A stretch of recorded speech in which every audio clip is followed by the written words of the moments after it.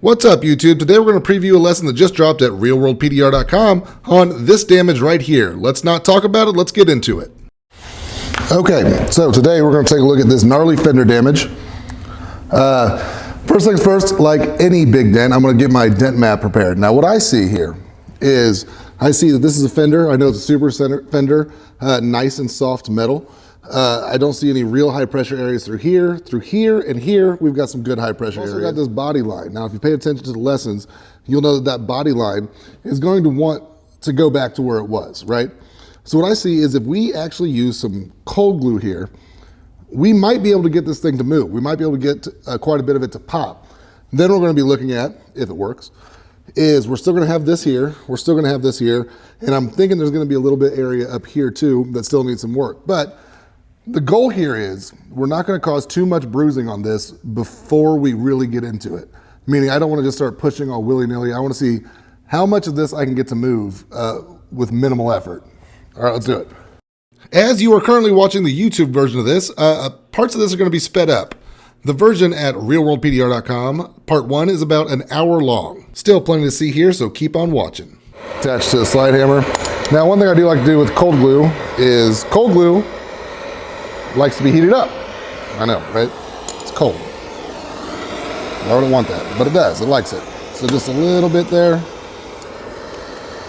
And put it right where that pressure is.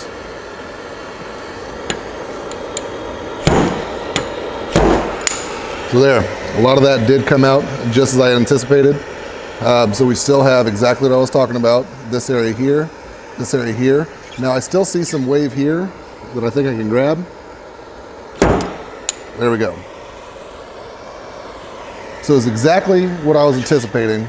Most of it came up and we got left with these 3 areas that need a little more work.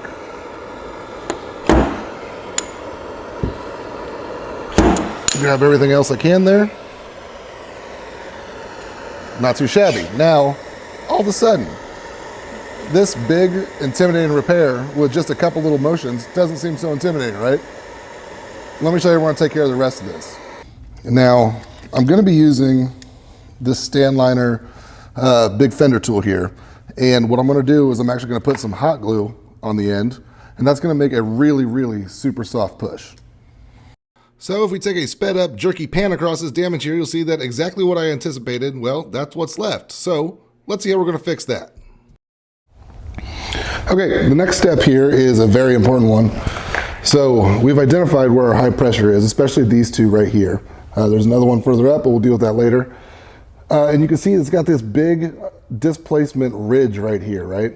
Now, what the cold glue failed to do was get the rest of this body line coming up. So what I'm doing is I'm going to use this stand liner, and I've ugly poured some glue all over it. It doesn't need to be pretty, it just needs to be soft. And I'm just going to work right along that body line right there to try to get some of that coming up. But I'm also going to work right in this ridge here. Now, why I'm doing that is to soften up this crown. So I'm only pushing this to make this crown a little softer and more pliable. So check it out. You'll find this to be a recurring theme at realworldpdr.com, trying to figure out where the pressures are and how to relieve them. That is basically what dent repair is. It's not all picking up the lows and knocking down the highs. Believe it or not, there's some thinking to it, and, well, it's kind of an art form. So the next tools that we're going to use, I actually had all laid out in front of me here, so take a look at this. Oh, knockdown tools. You know we all love them. And I'm getting ready to use a lot of them. Oh, yeah. All right, so what I'm going to use now is, this is actually the battle axe hammer from Metal Medic, and I'm also going to use a combination of the rev tips and this Craftsman tip. So even though this is done in real time at realworldpdr.com, it's kind of fun to watch this sped up hammer work here on YouTube. I like it anyway. You can get a good feel about how the metal's flowing in these repairs whenever it's sped up like this. Okay, now I'm going to start working this from another direction here. So I'm going to actually be working this way. So there's a little gap right here that I can squeeze a tool through. And I'm going to start getting just to the other side of this ridge right here. There's a low. And I want to bring that up just to soften that ridge. So let's go ahead and give that a try. The tools I'm going to be using, I haven't even tried these yet, so hopefully they work. That one won't. Okay, so it looks like it's going to be a stand liner snake tool. So the same way that working with crowns can loosen up your dents, working inside the dents can loosen up your crowns too. That shit's mind-boggling, right? We discuss it a lot at realworldpdr.com. This is a system that's going to help you get your repairs cleaner and faster. Speaking of faster, let's go ahead and ramp up the speed to 2,000%. Whoa, that's fast. Again, at realworldpdr.com, I'm actually talking you through this repair as I'm doing it. And when I do that, it sounds a lot like this. Okay, next thing I'm gonna do here, and still in the spirit of cleaning up some of this, is I'm just gonna push with this soft tip. I'm using a moose knuckle here just to give me a little bit more leverage, but you don't really need that. And I don't even have it strapped down. I'm just kind of holding it there with my hand. So new guys out there, take heart. Yes, a lot of times your repairs have to start looking kind of ugly before they start looking better. This would be one of those cases. What you need to focus on is not letting anything get too far out of control and trying to achieve that one event mindset that we talk about so much in the video lessons. Slowing down, taking your time, having a game plan, and keeping your repairs relatively clean throughout the process is going to cut down on your finishing time, which is a huge chunk of time that is spent on every dent repair. It's just a fact of life. Finishing takes longer than just about any other part of a dent. Even this dent got a little more beat up than I would have liked. But that's just how the game goes sometimes. So not letting that stress you out and just keep on pushing. That's how you end up with cleaner repairs. I think. Seems to work for me and my students. But maybe we're doing it wrong. Maybe just freak out, jam your tool into the panel real hard, throw things. I don't know. Maybe that'll scare the dent out. I don't know. Try things. Definitely try things. And then, let me know how the freaking out works. I kind of want to know. Okay, I'm going to try to work around the camera here. But now we've got this ridge pushed up on either side of. Let me get my light a little closer.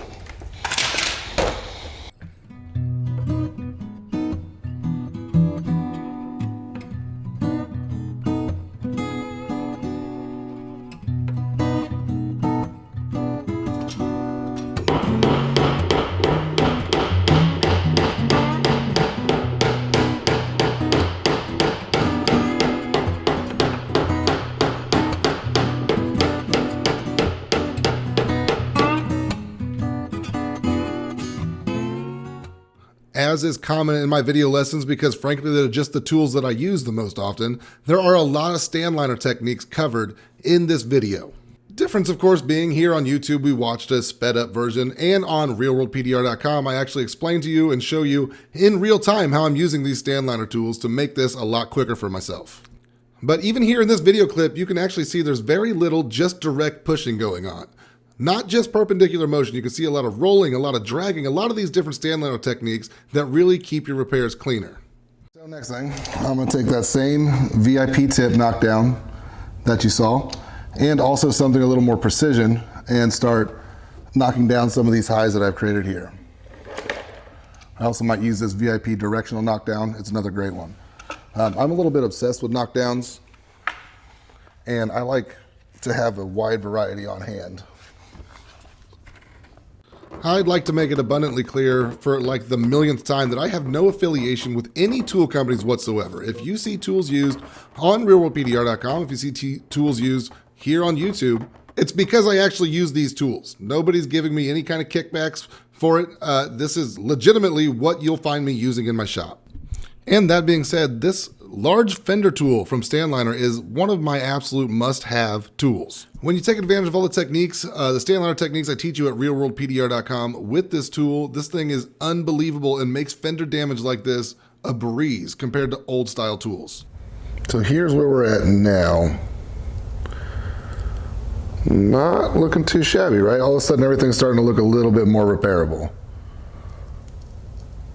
That's how these go. So luckily I was dead right about what the cold glue was going to do, and I was left with basically three kind of separate events that I was taking care of there. 1, 2, and 3, right? So I'm taking care of all of these at almost one at a time, while not trying to glass out any one. I'm just trying to get everything to a workable level so I can get it back to that one event thing, right? Where I've got that one coming along at the same time as this one, same as this one. So a little over an hour, something like an hour and 20 minutes worth of work is covered in an hour at realworldpdr.com. And here for YouTube, we've condensed it down to about 13, 14 minutes. So almost every part of this repair up until this point that you're getting ready to see is covered on realworldpdr.com in real time. I am talking you through this dent as I'm doing it. A lot of my members have decided that this is their favorite way to learn. There's a lot of little details that they catch when they're doing it in real time that's hard when it's sped up like this. So these videos become a real hit. There's hundreds of other ones at realworldpdr.com to complement it. But getting back to this repair, so we ran into a tricky situation with the glue pull. I had to glue pull a very specific way to make sure that this fender didn't buckle out at that headlight. A lot of technical skills, a lot of tools, a lot of techniques are covered over the course of this repair. And over on the website, I do explain them all in very, very great detail. During this video lesson, I actually show you a pretty good mistake that I make during this one too. Embarrassing, sure, but hell, there's things to learn from whenever I screw shit up too. And when you do PDR, well, screwing stuff up's gonna happen. Okay, so we're gonna skip ahead from this to this. So this is where we were just glue pulling, making sure to keep our feet like this while the tab is pulling, because that's pushing down on this edge, making sure it doesn't continue to buckle out like that. So right now I'm gonna use a straight crane tool. Any old tool will work, any straight tool will work here. And I doubt I'm gonna have an extraordinary amount to say while I'm doing this, so this might be the time where I put on some music. Nope, not today, more of me. Okay, fine, I'll give you a little break from my voice. But from here on out, what you're gonna see is me kind of reaching into the final stages of parts of these repairs. So enjoy the rest of this. Make sure you like and subscribe to this channel if you haven't yet. And if you are serious about learning PDR, make sure you check out realworldpdr.com, home of the best video PDR lessons in the world. Or so I'm told by my members.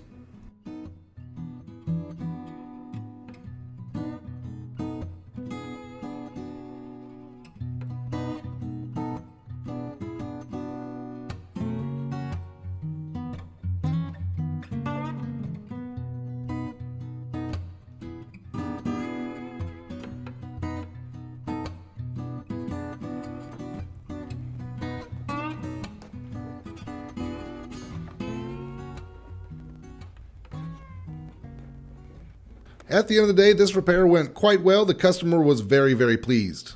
What you've seen here is part one of the video lessons, and even at the end of that, we got something that looks about like this. Not too shabby when you consider where we came from, which is this. So make sure you check out realworldpdr.com. It's the site that have helped hundreds of PDR techs either start or advance their careers.